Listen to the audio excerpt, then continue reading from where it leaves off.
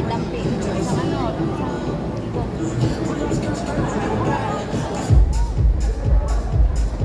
Octavian! Kamusta kayo? Pumalang pa kayo lahat! Grabe po! Ako po, mahihayin po talaga ako. Pero dahil si Chairman po nagsabi na tumayo ako rito, guys, kung alam nyo lang yung pakiramdam, hindi ko po kayo makita rito sa unahan. Dahil yung ilaw po nakakasilaw din. Okay? Ako po, nag-umpisa po ako, taga Cavite po ako. Ang nanay at tatay ko po ay taga Samar. Sumigaw ang mga taga Bisaya! Yan! At syempre po, ako po ay pinanganak sa Cavite. Dito na po lumiit hanggang lumaki sa 1 Guys, hindi po ako yung nawala dito dati.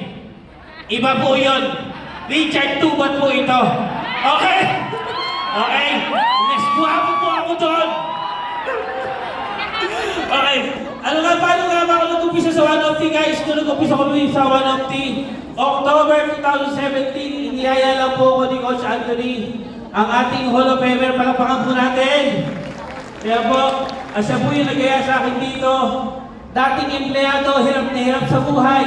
Huwag sana akong maiyak. Hirap na hirap sa buhay.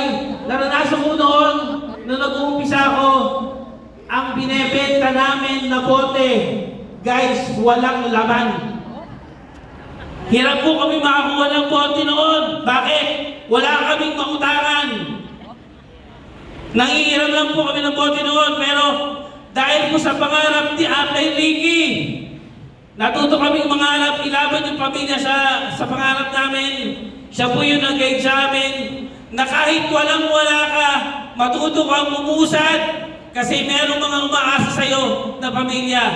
So siya po yung nagsubay sa amin. Nag-umpisa kami sa Dasmariñas, Cavite. From 1 person habang empleyado po ko. Yung asawa ko po, nagtsatsaga, nag-share po bahay-bahay. Pero tuloy-tuloy lang po kami hanggang sa mahit ko po yung isang 100,000 pagkatapos ng 2 years. Sino rito yung nakahita ng 100,000? Taas sa kamay! Ayan, siyempre, I would like to acknowledge, siyempre, yung Millionaires Club po sa aking team. Si Ma'am Eva Tomes, ayan. Si Ma'am Jennifer Tumampin. Sino pa? Yung nawala, wala na akong pakialam doon. Siyempre, at saka siyempre guys, kung alam niyo lang, hindi po ako marunong magsalita noon sa unahan. Hindi po. Tinaga ko lang po ito, 2020. Nag-decide po ako na mag-resign. Unang-una po, tinanong ko si Chairman noon. Sabi ko, Chairman, gusto ko na pong makawala sa pagiging empleyado. Alam niyo po, sabi niyo sa akin, Richard, magkano na kinikita mo sa Opti? That time po, kinikita ko lang sa Opti, 3,000, 3 beses, parang 3,000 sa loob ng 3 buwan. Pag gano'n ang kikitain mo, mag-resign ka ba? Hindi. Yun po ang pinayo sa akin, Chairman. Chard, tsagain mo pa, aralin mo pa. Yun po yung tinandaan ko. Kaya, pag out ko sa trabaho, hindi ako pumapayag na hindi ko binibig yung pangarap ko. Kung nagtsatsaga ako sa pagiging empleyado, pinapayaman ko ang boss ko. Ano kaya kung payamanin ko naman yung sarili ko sa pamamagitan ng 1 yes! Ganun po ako nag-umpisa hanggang sa September 2020, nahit ko na po ang Millionaires Club po sa 1 And then, nakausap ako ni Aplay Lester, yan pa po si Aplay Lester. Siya po ang nagsabi sa amin, Chard, maglabas ka ng kotse.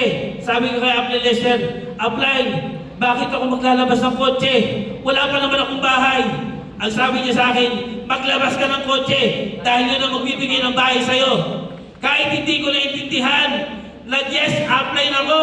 Naglabas ako ng kotse, December 2020. Kaya nailabas ko po yung unang kotse po sa pamilya. So yun po, ang sinabi ko sa sarili ko, itong kotse na to hindi lang pang design. Dahil makakarating to sa Luzon, Visayas, Mindanao, iikutin ito. Yun nga po ang nangyari. Totoo po, na kapag inisip mo ang isang bagay, mangyayari at mangyayari. Kaya nung nahinto po ang Millionaires Club, nailabas ko po yung kotse. Ayun po, hanggang sa nakuha ko po ang Icon Awardee. 2022 po, nahinto po ang Icon Awardee sa One of the. At ngayon, nandito po ako sa harapan nyo. Kahit paanong struggle, guys, huwag na huwag kayong mawawala sa focus. Kasi yung unang pinakuha nyo na magbabago ang buhay nyo kay One of the, huwag na huwag kang mawawala.